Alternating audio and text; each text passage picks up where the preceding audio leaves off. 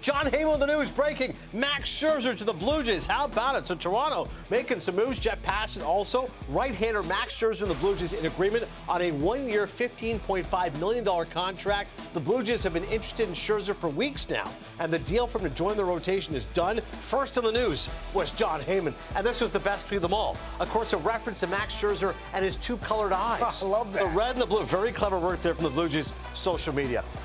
Well documented the fact case the Jays, listen, they may have struck out on Ohtani. They whiffed on Soto. Roki Sasaki punched him out. But they made a couple moves now. Anthony Santander, he brings a lot of pop to that lineup. And Scherzer specifically. This is a good move for the Jays. I think this is a great move. I think Scherzer has something left in the tank. When he came back last year, only 9 starts, but averaging 92.5 miles an hour, touched 95, still has that wipeout slider, knows how to pitch, veteran presence. You know, you look at that rotation now. Gosman still has the power on. Barrios has great stuff. Francis, too. Bassett, Rodriguez, they're pretty deep. I mean, that's 6 guys deep, so you've got to like that. But I like it. I like the leadership qualities. I like him in that rotation. You see right here, you know, this rotation is stacking up. And when you're playing out there in the AL East, Adnan, you better have a plethora of arms, and they have it.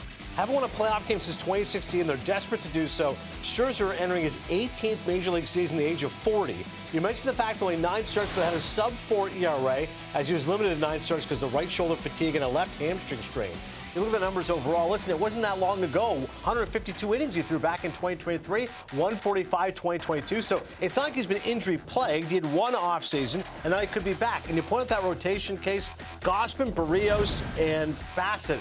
All 3 of those guys last year, they're all about dependable arms. They throw 180 innings. They average 170 each. So Scherzer's coming in as a number 4 guy, number 5 guy. He can clearly do that. It's perfect. And if he needed a start off here or there, that kind of works out good too. Yeah. The biggest thing when I look at his numbers, and you go back to 23 and 22, you know, 10 plus Ks per 9. Yes, good point. You know, that means you're missing bats. You know, even last year he had 40 strikeouts in 43 innings. That means you're missing bats. So for me, I look at that. How well are you aging? And if you're still missing bats at the age of 40, that means your stuff still plays. This is a 3-time Cy Young Award winner. He's a future Hall of Famer, 2-time World Series champion, 8-time All-Star. And let's bring in the graphic on the all-time strikeout leaders. Like 9 through 13, Scherzer's on a list with names like Justin Verlander, Greg Maddux, Phil Niekro, and the great Walter Johnson. The Big Train has 3,515 strikeouts. He's 9th.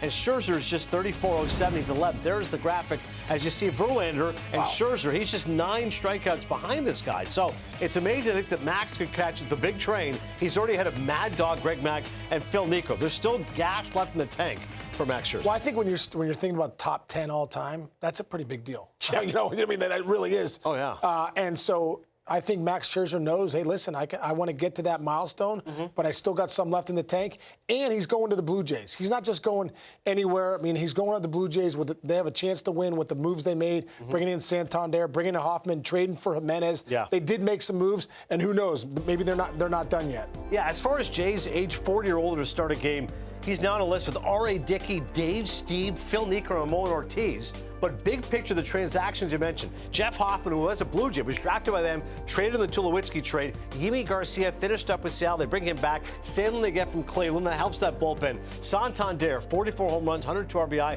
And Jimenez, who's still a 4-win player. He's got a 4 WAR.